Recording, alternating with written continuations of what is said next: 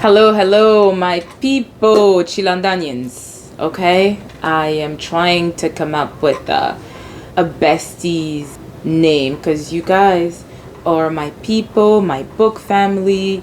You know, you were holding down this channel. You know, it's because of all of you. So I wanna find a specific name for you and I. Like I like Chilandanians because you know my name is Chilanda. Okay, you guys, I'm doing good. Today I'm actually filming a bunch of videos. Okay, I already filmed one video. This is my second one. I have two more videos to film. So it is filming day for me today. We are March 3rd. So we are already in March, y'all, and we had, I'm not gonna say one last snowstorm, but we had another snowstorm this weekend, y'all. Our streets are like full of snow, like you have no idea. Maybe you have an idea. You probably live in one of those, you know, wintry areas as well, wherever you're watching it. So yeah, Jambo, Karibu, welcome to my channel. My name is Chilanda, and this is Library Without Borders. Library without borders, where the seekers subscribe, hit that button. Let's grow together. Share with your friends through any kind of weather. Library without borders, we're reaching for the sky. Join the journey now, come on, don't be shy. Yes, y'all, I have a theme song. Like, what? Thanks to Bay, you know. Sometimes I get the ideas, like I have the ideas and he just puts them together. So I'm grateful for him. So yeah, thank you to all of you who noticed my theme song, like Mrs. Malcolm Hughes. Love the comment. Everyone who noticed that I actually, and all my subscribers, Sharon Washington, I see you. All you guys, I see you. I actually am trying to have this video where I give shout outs to a lot of my subscribers who've been with me, who always comment, Jessica, my girl, and to the booktubers, you know, who do this thing with me and who also stop by and honor me with their comments, their time. I want to do a video where I give those shout outs to, but like I said, thank you for noticing my song. So without further ado, let's get into the gist of this video. And you guys, I'm gonna try to move in different angles so as not to have the glare in my glasses, because I'm feeling this look and I've already talked about it. My hair will be done next weekend, so right now I have twists under my hair, and I don't feel like undoing the twists, having the cute curls to only redo the twists. It's a lot of work, so I'm bringing all my arsenal of hats. This is very what is it, Pan-Africanist, Pantherish, Black Panther, you know, it's giving. Okay, all right, so I want to share with you guys a list of books that have been released already, because we're already in March, and will be released later on in the year. And I wanted to share this video with you guys earlier because I compiled my list of books a while ago, but like I said, February was a rough month for me, so my head was not, it was a lot, right? So it's never too late. Like I said, a few of these books, I know I've seen other booktubers who've already shared their reviews on some of these books. I haven't gotten them. I'm hoping to get them as we go, as we move along the year. And I also wanted to let you know that I also had a list of new releases for 2024. I read a couple. I obviously didn't get through all of them, so maybe I'll be reading them on here. And I need to find that list, you know. I'm actually, one of these days I'll find the list and just be like, okay, check, read, check, right. But at the top of my head, new releases that I read in the year 2024 were And So I Roar by Abby Dare, a love song for Ricky Wilde by William Tia Williams, James by Percival Everett. I read The American Queen by Vanessa Miller. I read her. I read two other books. I know this Could Be Us by Kennedy Ryan was also part of it, and I actually was planning to read it, but you know, I had so many other books in my TBR. Y'all know how the song goes. You know, I know by now it sounds like a broken record about having too many books in our TBR and just not enough time to get to them. So with that said, I have a list, and I will be reading just like 3-4 lines of synopsis so you guys know why I picked these books, because most of them are historical fiction. Okay, let's just get that, you know, straight. It's historical fiction, and it's my vibe. It's my vibe. Okay, so for the month of January, we have The Stolen Queen by Fiona Davis. Now, this book already came out in January 7th, and just 2 lines or 3. Egypt, 1936. When anthropology student Charlotte Cross is offered a coveted spot on an archaeological dig in Egypt's Valley of the Kings, she leaps at the opportunity, but after an unbearable tragedy strikes, Charlotte knows her future will never be the same. It had Egypt. Egypt is in Africa, even though I think the author is white. It had the historical aspects of it. It had some intrigue to it, and I was like, okay, let me just read just this part. New York City, 1978. 18-year-old Annie Jenkins is thrilled when she lands an opportunity to work for iconic former Vogue fashion editor Diana Vreeland, who was in the midst of organizing the famous Met Gala, hosted at the museum and known across the city as the Party of the Year. Though Annie soon realizes she'll have her work cut out for her, scrambling to meet Diana's capricious demands and exacting standards. So it says it's historical fiction, fiction, mystery, historical fantasy, and Egypt. So, I mean, Egypt, right? Next, we have The Life of Herod the Great by Zora Neale Hurston. Let's see. I think chocolate covered pages mentioned this book already. It's by Zora Neale Hurston. Y'all, if you recall, I had done a video of talking to you about my favorite books of all time, and Their Eyes Were Watching God was part of it. So when I heard of this book, I was like, there are of course other books that Zora Neale Hurston has written, but I've only read that one, and I'm very intrigued by this one. I heard that it's not like biblical, like it's not like religious. I'm not interested in reading religious stories per se. Let's see. So a quick synopsis. In the 1950s, after the publication of Moses, Man and the Mountain, Zora Neale Hurston set out to write a novel that would set the record straight about one of history's most maligned figures. If Hurston, Moses challenges the Old Testament version of the ancient Hebrew leader by suggesting that Moses was actually an Egyptian, Hurston's Herod challenges the New Testament version of the tyrant who supposedly ordered the death of many children in order to save the Christ child, as recorded in the book of Matthew, by suggesting that he was actually a forerunner of Christ. It says historical fiction, historical, classics, mythology. So it doesn't say religious. So I was like, okay, I'm gonna give it a try. Next, we have The Queen's Spade by Sarah Rowley. It's historical thriller. It's YA. So quick synopsis. In this riveting historical thriller that's loosely inspired by true life events, the Count of Monte Cristo meets Bridgerton as revenge, romance, and twisted secrets take center stage in Victorian England's royal court when Sally, a kidnapped African princess and goddaughter to Queen Victoria, plots her way to take down the monarchy that stole her from her homeland. What did we hear? Africa? Stolen? Okay. Y'all knew I had to get on. Like I had to get on it, you know? Okay. Now, this is a non-fiction. So we're still in the month of January. Sorry. Queen of Spade was released January 14th. I'm not sure if I mentioned it, but The Life of Herod the Great was released on January 7th.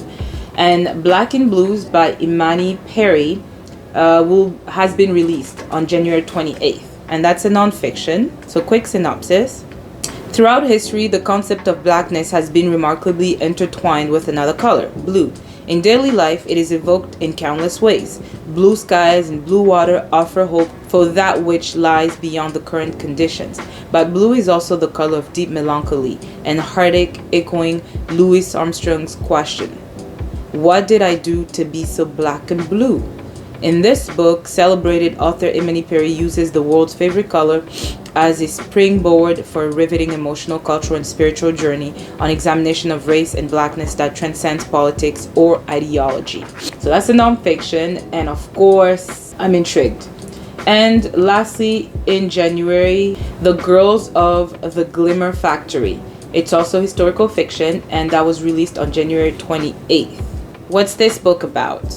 Hannah longs for the days when she used to be free, but now she's a Jewish prisoner at the Theresienstadt, a model ghetto where the Nazis planned to make a propaganda film to convince the world that the Jewish people are living well in the camps. But Hannah will do anything to show the world the truth. Along with other young resistance members, they vow to disrupt the filming and derail the increasingly frequent deportations to death camps in the East. So there you have it. And now let's get into the books that have been released in February. So we have Junie by Erin Crosby. It's a historical fiction, supernatural, cool, and was released on February 4th. So here's a little synopsis. A strong-willed enslaved girl is haunted by her sister's ghost as she grapples with circumstances beyond her control, risking her life as the Civil War looms. In this lush and tender-hearted debut, Junie has always yearned for more. Born and raised on the Bellarine plantation in the Alabama countryside, the 16-year-old spends her days working for the McQueens and serving as a maid for their daughter Violet, her oldest and closest friend. In the daytime, she entertains herself with poetry and imagined grand romances and faraway worlds. Under the cover of night, she steals away to the woods, curling up to the riverbank, but consumed by grief over the recent death of her older sister, Minnie, she has vowed never to leave her family's side. Okay, you have a little bit of a slave narrative, not a little bit, but you have a slave narrative there, so obviously I am going to pick that up. Then we have The Edge of Water by Olufunke Grace Bankole. It's a literary fiction, and this also was released on February 4th. And a quick synopsis. In Ibadan, Nigeria, a mother receives a divination that foretells danger for her daughter in America. In spite of this warning, she allows her to forge her own path, and Amina arrives in New Orleans filled with hope. But just as Amina begins to find her way, a hurricane threatens to destroy the city, upending everything she dreamed of and the lives of all she holds dear. Years later, her daughter is left with questions about the mother she barely knew and the family she has yet to discover in Nigeria. Harlem Rhapsody. I've been seeing that book circulating, so let's see. This is by Victoria Christopher Murray, and it's historical fiction, and it has been released on February 4th. So I'm sure you guys either have already picked it up or reading currently, but for us who have yet to pick it up, let's see what this book is about. In 1919, as civil and social unrest grips the country, there is a little corner of America, a place called Harlem, where something special is stirring. Here, the new Negro is rising and black pride is evident everywhere, in music, theater, fashion, and the arts. And there on stage, in the center of this renaissance, is Jesse Redmond Faucett, the new literary editor of the preeminent Negro magazine, The Crisis. Just another 2-3 lines. W.E. Du Bois, the founder and editor of The Crisis, has charged her with discovering young writers whose words will change the world. Jessie attacks the challenge with fervor, quickly finding 16-year-old County Cullen, 17-year-old Langston Hughes, and Nella Larson, who becomes one of her best friends. Under Jessie's leadership, The Crisis thrives. The writers become notable and magazine subscriptions soar. Every Negro writer in the country wants their work published in the magazine, now known for its groundbreaking poetry and short stories. I mean, it has reading, it has W.E. Du Bois, Langston Hughes, and Nella Larson. Like, hello, those are prominent, those are like big personalities in the literary black world. I mean, the world, okay? So, yeah. Then we have Fearless and Free. So, I was a little reluctant to pick this book simply because, where is it? So Fearless and Free is a memoir, and it says it's written by Josephine Baker. But I have this Josephine Baker's Last Dance. And although this story is fiction, it had a lot of factual things. Me and my husband, once we did some research, and when I was talking about it, I showed the little video, her banana dance, and how she went to France, and how France were actually more accepting of black people more than Americans. So I know this story might be a little repetitive because like I said, I've discovered her story through my research, but since it's written directly by her per se, I thought I'd give it a chance. So like I said, it's a Fearless and Free, a memoir, and a quick synopsis.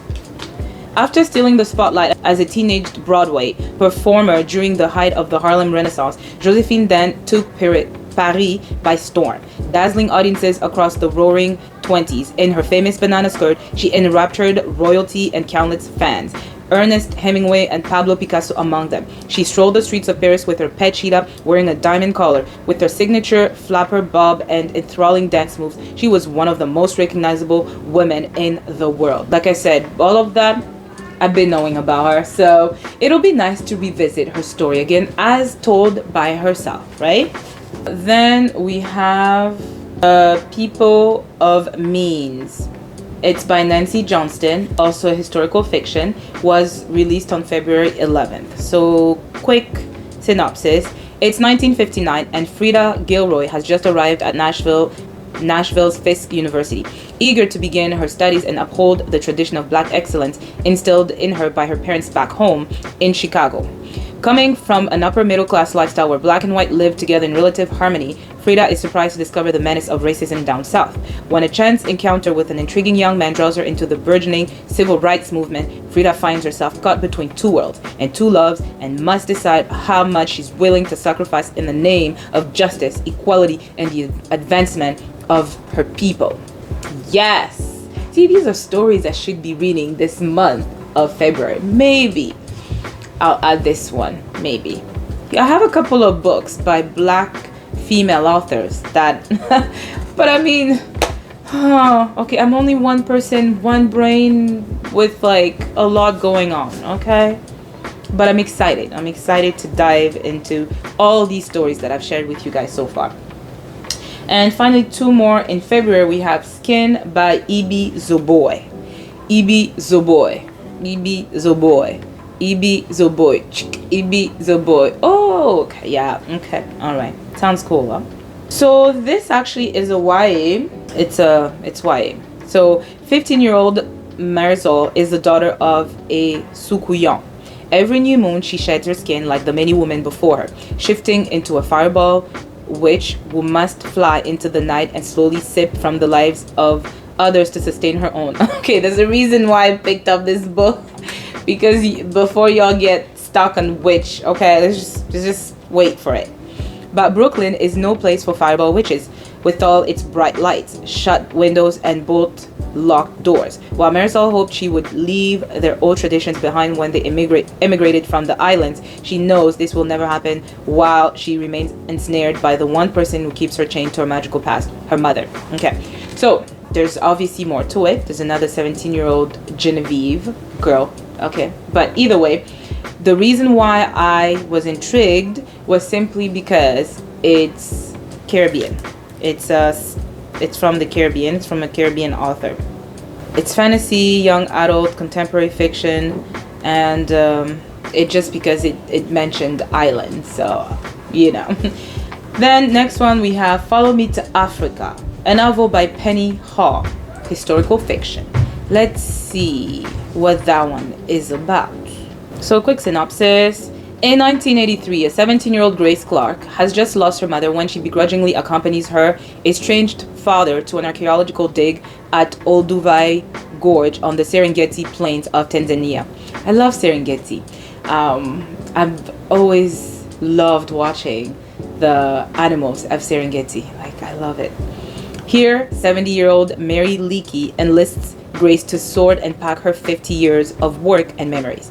Their interaction reminds Mary how she pursued her ambitions of becoming an archaeologist in the 1930s by sneaking into lectures and working on excavations. When well-known paleoanthropologist Louis Leakey commissions her to illustrate a book, she's not at all expecting to fall in love with the older married man. Oh.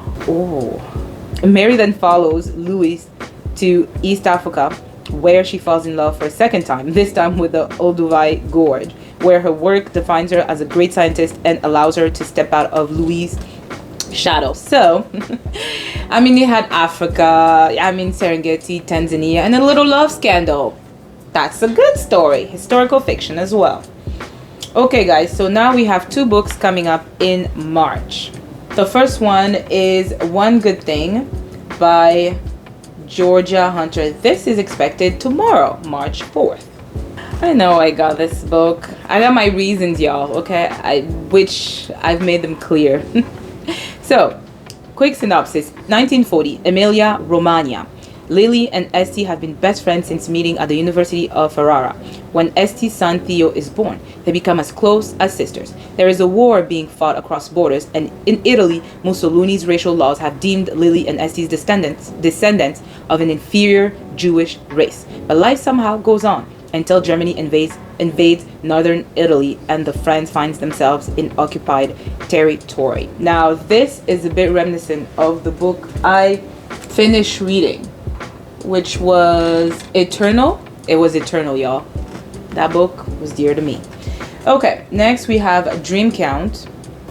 So Dream Count is obviously by Chimamanda Ngozi Adichie, and it's coming on tomorrow as well. I might just grab that one. Remember, if you guys watched my TBR video, I mentioned there was a prompt that I picked, and it was like, treat yourself to a book. Basically, go to a bookstore and grab yourself a book. So I might just get Chimamanda Ngozi Adichie book, because I know it's messed up, but I have her book here, Americana. I had Half the Yellow Sun, not sure where it went. And did I read another book by her? I think those are the 2 books I read by her, but we obviously love her. So Dream Count is about Wato. Chiamaka is a Nigerian travel writer living in America. Alone in the midst of the pandemic, she recalls her past lovers and grapples with her choices and regrets. Zikora, her best friend, is a lawyer who has been successful at everything until, betrayed and broken-hearted, she must turn to the person she thought she needed least. Omelogor, Chiamaka's bold, outspoken cousin, is a financial powerhouse in Nigeria who begins to question how well she knows herself.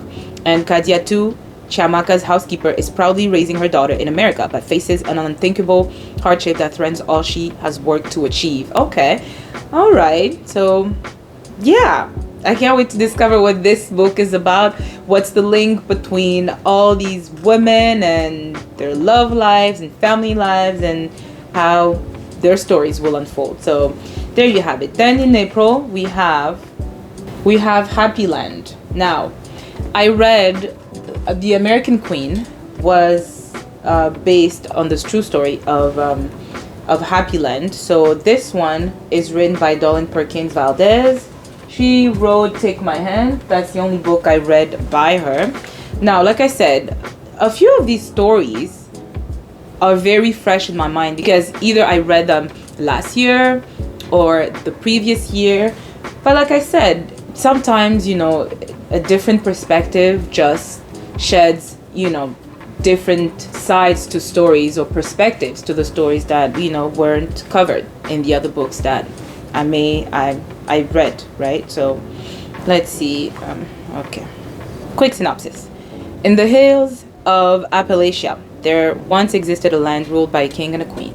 Inspired by memories of African kingdoms, a community of formerly enslaved men and women grasped freedom on mountain land they owned. But freedom doesn't always last forever. Today, after years of silence, Nikki has been summoned to North Carolina by her estranged grandmother. But instead of revealing answers about the recent past, Mother Rita tells Nikki a shocking story about her great-great-grandmother, Queen Luella, and the very land they stand on. Land Mother Rita insists must be protected at all costs. Okay, Happy Land will be released on April 8th, 2025. Then we have 6 Days in Bombay. 6 Days in Bombay by Alka Joshi will be released on April 15th. Now, I read the trilogy. What is it? The artist? What is it? The Henna Artist, and The Perfumist of Paris, and The Secret Keeper of Jaipur. I loved all 3 books, but obviously The Henna Artist was special to me. Okay. By the way, do you guys see my earrings? Aren't they cute? Like bows and like what? There's a theme here. There's like black, white bows. Cause I'm wrapped up as a gift, like I'm a gift. No. Okay, I'm gonna stop, yo. Okay. So 6 Days in Bombay. What is this book all about? When renowned painter Meera Novak arrives at Wadia Hospital in Bombay after miscarriage, she's expected to make a quick recovery, and her nurse, Sona, is excited to learn more about the vivacious artist who shares her half-Indian identity. Sona, yearning for a larger life, finds herself carried away by Meera's stories of her travels and exploits, and is shocked by accounts of the many lovers the painter has left scattered throughout Europe. Oh my gosh, what a life of debauchery. But who's judging? We listen, we don't judge. When Meera dies quite suddenly and mysteriously, Sona falls under suspicion and her quiet life is upended. Woo! Plus it's Alka Joshi. I can't wait to be transported back to India, Bombay, and the way she would describe like the smells, the people, the clothes, the henna. Oh. Do I want to visit India? Maybe. After I visited the whole of continent, the whole continent of Africa, which in this lifetime I don't think I can. But once I come back as a ghost, then maybe I'll visit the rest of the world. We'll see. Okay, so next we have Zeal by Morgan Jerkins. Now this book comes out April 22nd. And what is this book all about? It's obviously historical fiction. Harlem, 2019. Ardelia and Oliver are hosting their engagement party. As the guests get ready to leave, he hands her a love letter on a yellowing, crumbling piece of paper. Natchez, 1865. Discharged from the Union Army as a free man after the war's end, Harrison returns to Mississippi to reunite with the woman he loves, Teresa. Upon his arrival at the Freedmen's Bureau, though, he catches the eye of a woman working there who's determined to thwart his efforts to find his beloved. After tragedy strikes, Harrison resigns himself to a life with her. Okay, there's more. There's more intrigue. But essentially, y'all saw I picked the book. Why? I'm excited, right? And then we have the book club for troublesome women. It had book club, y'all. It had book club. So I was like, what's this book about? So, quick synopsis. In early 1960s standards, Margaret Ryan, Viv Boschetti, and Betsy Cobb, suburban housewives in a brand new planned community in Northern Virginia, appear to have it all. The fact that all doesn't feel like enough leaves them feeling confused and guilty, certain the fault must lie with them. Things begin to change when they form a book club with Charlotte Gustafson, the eccentric and artsy new neighbor from Manhattan, and read Betty Friedan's just released book, The Feminine Mystique. There you have it. I don't know what this book is gonna unveil, but women together in a book club. It says historical fiction, feminism, all the things that we are good with, we're vibing with, we love in our books. So that was in April. Next we have May. My name is Emilia Del Val. So this is a novel by Isabel Allende, and it's historical fiction, and it will be released on May 6th, 2025. And I'm not sure if you guys know, but I love books by Isabel Allende. I own these 2 books by her, Island Beneath the Sea, which was a story about slavery and in Haiti, and then Violeta, and also The Japanese Wife, I think, The Japanese Wife. Those are the books I've read by Isabel Allende, and obviously she's an automatic buy for me or read for me. So when I heard she was coming up with a new book, I was like, okay, let's go for it. In San Francisco, 1866, an Irish nun left pregnant and abandoned following a torrid relationship with a Chilean aristocrat gives birth to a daughter named Emilia Del Val. Raised by a loving stepfather, Emilia grows into an independent thinker and a self-sufficient young woman. To pursue her passion for writing, she's willing to defy social norms. At the age of 16, she begins to publish pulp fiction under a man's pen name. When these fictional works can't contain her sense of adventure any longer, she turns to journalism, convincing an editor at the San Francisco Examiner to hire her. There, she is paired with another talented reporter, Eric Whalen. A riveting tale of self-discovery and love from one of the most powerful, masterful storytellers of our time. Okay? There. So we have 2 more books in May, and then 1 book until December. In June, 1 book in June, 1 book in July, 1 book in August, and 1 book in September. So Can't Get Enough, obviously by Kennedy Ryan, will be released on May 13th, 2025. I will be reading This Could Be Us. I actually have the book. I might just do it back to back.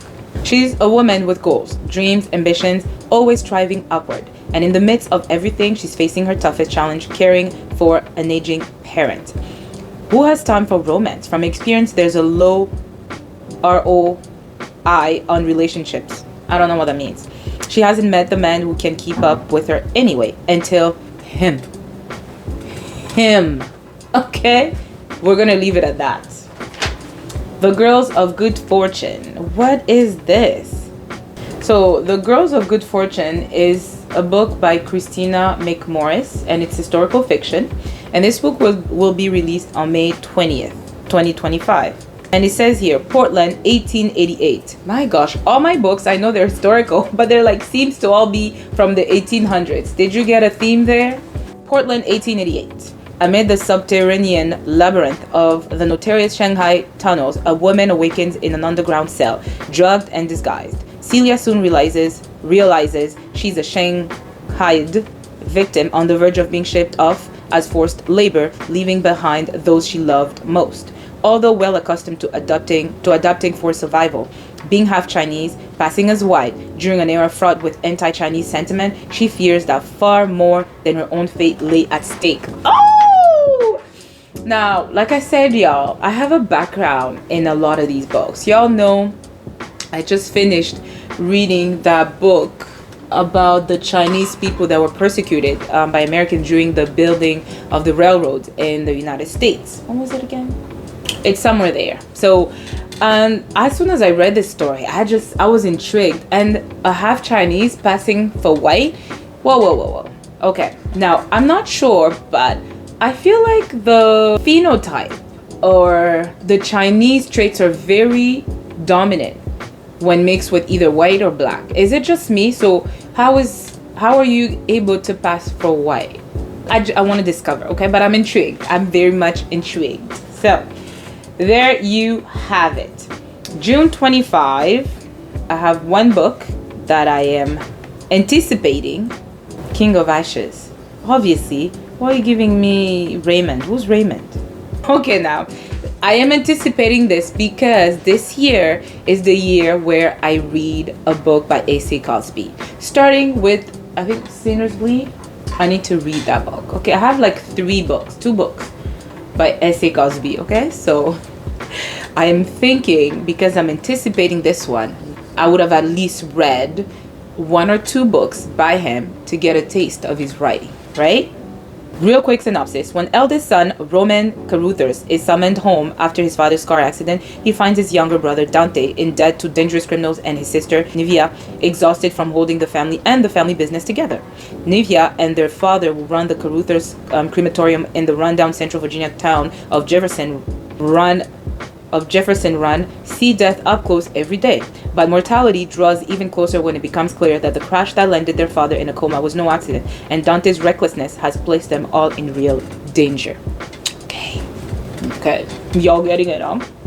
Sounds fascinating. Sounds like it's gonna be fast-paced. It's gonna be thrilling. It's gonna be, like S.A. Cosby does it.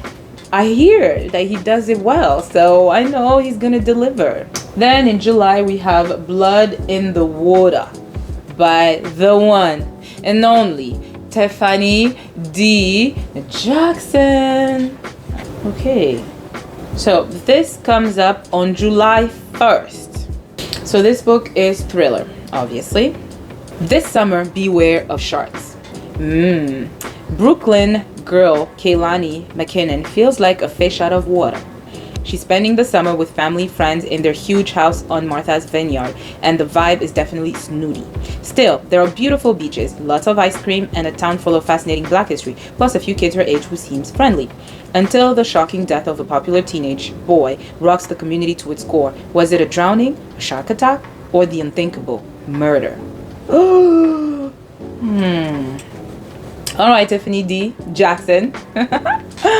I can't wait. I mean, I can wait. I have a lot of books before I get to you, so I'll be patient and wait. Next, we have This Kind of Trouble by Toshi Eze. It's fiction. So let's see. So this book will be released on August 7th, 2025. So quick synopsis. It says a riveting, emotionally charged tale of forbidden love centered on an estranged couple who are brought together to reckon with the events that tore their family apart decades ago. In 1960s Lagos, a city enlivened with its newfound independence, headstrong Margaret meets British-born Benjamin, a man seeking his roots after the death of his half-Nigerian father. Their connection is immediate. But as the two begin to fall in love, they discover their pasts are more interwoven than they imagined. The shadow of events which unfolded almost a century ago, combined with Margaret's deteriorating mental health, eventually tear them apart. And there's more, obviously. But it sounds like it's gonna be delectable. Okay? Okay. Now, last book that I am anticipated this year will be released in September 2025, exactly on the 11th day of that month, and it is Cleopatra by Sarah El Arifi. Now it says historical fiction. Now I know she is big in fiction, and I think I've ordered my first book by her. So in preparation of this book, I shall read one of her books until then, one or two. But let's see what this book is about. I mean, Cleopatra. Okay, so historical fiction, fantasy. Cleopatra. Sarah El Arifi reimagines one of the world's most famous women in Cleopatra, bringing to life the last pharaoh of Egypt in a heart-wrenching and powerful new epic. After the death of her father, 19-year-old Cleopatra is thrust upon the throne, unaware of what the next 20 years would bring. Blessed by the goddess Isis, Cleopatra's reign is plagued by Roman intervention that even her deity cannot stop. She must navigate the Roman civil war, the wrath of the gods, but most of all, the lure of love. Writing back to the millennia of propaganda and myth-making, El Arifi weaves together a never-seen-before rendition of Cleopatra in this captivating new tale. With a magical spark of Jennifer Saint's Adrienne and the feminist heart of Madeline Miller's Circe, Cleopatra promises a spellbinding adventure in the land of ancient Egypt. Okay, there you have it, y'all. Those are all the books that have come out this year and will be released in the next few months this year. I mean, are you guys excited for these books? Please, if there are any books that were on your radar, please share them in the comments. Or if there are any books that I've mentioned that you have now put on your own radar, also leave them in the comment. What are you most excited about? Please, let's talk in the comments, okay? Let's be intentional this month of March, woman to woman, okay? Let's connect, okay? And if there are men too, let's connect as well, okay? Alrighty, guys, not to make this video way too long, I want to say thank you again for always showing up, for always supporting my channel, and for supporting me, your one and only Congolese booktuber. Okay, I joke. I'm sure there are 2 or 3, but you know, the one that you love the most. Okay, on this note, please don't forget to like, comment,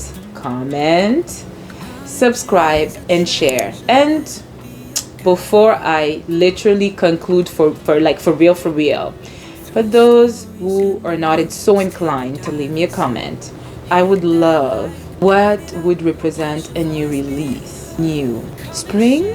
How about a flower blooming, like this emoji of a flower, of a spring, whatever. Okay. All right. I will see you in my next video. Bye.